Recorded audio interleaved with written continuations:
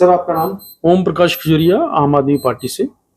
Sir लगातार जो है वो आतंकवादी हमले देखने को मिल रहे हैं।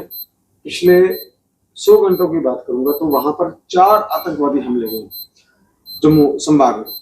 तो क्या लगता है आपको, ये कमजोरी कहाँ? देखिए, मैं हमेशा बात करता हूं कि जम्मू कश्मीर के अंदर आज सबसे बड़ा चैलेंज जो है पुलिस और पुलिस थानों के अंदर नफरी कम होना। और मैं 2014 में जब ये सरकार बनी थी तो इनका एक नारा था मिनिमम गवर्नमेंट मैक्सिमम गवर्नेंस। तो ये उसी के चलते ये बहुत कम सिपाहियों से, कम इंस्पेक्टर से, कम डीएसपी से, कम एसपी से ज़्यादा काम लेना चाहते हैं। तो लिहाजा आज सभी थानों के अंदर जब वहाँ पे नफरी की डेफिशिएंसी है तो ये आसानी से ये घटनाएं घटेंगी। और जम्मू कश्मीर के अंदर, खास करके जम्मू खित्ते के अंदर एक डर का माहौल बन चुका है।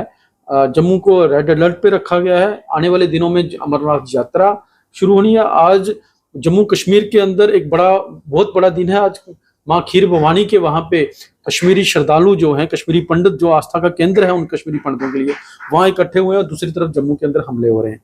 तो दूसरा एक बड़ी बात जो है कि कश्मीर के बाद अगर दूसरा सबसे बड़ा जो टूरिस्ट का जो रिलीजियस टूरिज्म का जो केंद्र था वो जम्मू था, चाहे माता वैष्णो देवी, शिवखोड़ी, जहां पे जो टूरिस्ट आते थे। तो एक तरफ देश के अंदर ये संदेश पहुंचाने की भी जरूरत है देश के अंदर ये संदेश पहुंचा रहे हैं मिलिटेंट्स, और वो पाकिस्तान के अंदर बैठे उनके आका कि जम्मू कश्मीर को किसी तरीके से, जम्मू कश्मीर की इकोनॉमी को जो टूरिज्म के ऊपर टिकी हुई है, उस इकोनॉमी को किस तरीके से इकोनॉमिकली लॉस पहुंचाया जाए। तो क्या लगता है आपको कि जम्मू कश्मीर में जो आतंकवादी अपनी गात लगाए बैठे हैं, अपनी प्रेजेंस दिखाते हैं, तो लगातार जो है केंद्र सरकार ये कहते हुए नजर आती है कि जम्मू कश्मीर में आतंकवाद जो है आखिरी चरम सीमा पर है। तो क्या लगता है आपको? देखिए, ये पिछले 10 साल से हम सुनते आ रहे हैं कि आतंकवाद आखिरी सांसें गिन रहा है। कश्मीर के अंदर लगातार हर 1-2 महीने के बाद टारगेट किलिंग्स हो रही हैं, तो फिर आतंकवाद आखिरी सांसें कैसे गिन रहा है?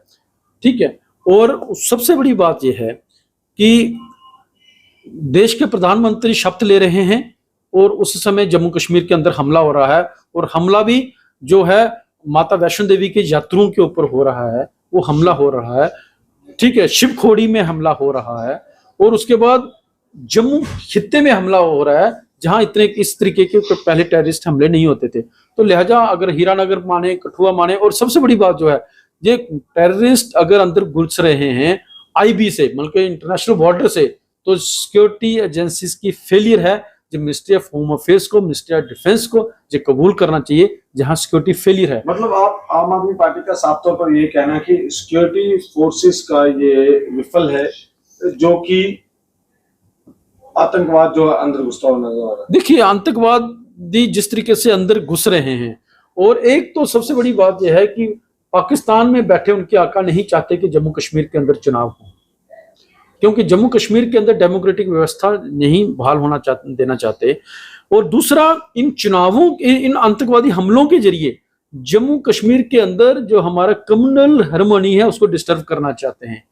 और ऐसा भी हो सकता है कि जहां पे कम्युनल पोलराइजेशन की भी कोशिश की जाए, पर जम्मू के डोगरा का जो कल्चर, चाहे हिंदू हो, या मुसलमान हो, सिख हो, ईसाई हो, उनका कल्चर है कि जहां पे एक कल्चर के लोग रहते हों वहां पे इतनी आसानी से कम्युनल पोलराइजेशन और कम्युनल हार्मनी को डिस्टर्ब नहीं किया जा सकता। आम जनता को जम्मू कश्मीर की आप क्या संदेश देना चाहेंगे? देखिए, सबसे इंपॉर्टेंट जो है इस समय जम्मू कश्मीर की जनता को, चाहे वो राजनीतिक हो, सामाजिक लोग हैं, उनको अलर्ट रहना चाहिए, और लोगों के बीच में अंदर आपसी भाईचारे को बना के रखना चाहिए। और खास करके आतंकवाद की कमर तोड़ने के लिए जब तक लोकल सपोर्ट नहीं होगी सिक्योरिटी फोर्सेस को, तब तक इस मिलिटेंसी को हम जम्मू कश्मीर से एलिमिनेट नहीं कर सकते। तो जम्मू कश्मीर से मिलिटेंसी को एलिमिनेट करने के लिए जम्मू कश्मीर के अंदर जो भी हमारे सिविल ग्रुप्स हैं, सिविल सोसाइटी, पॉलिटिकल ऑर्गेनाइजेशंस हैं, सोशल ऑर्गेनाइजेशंस हैं,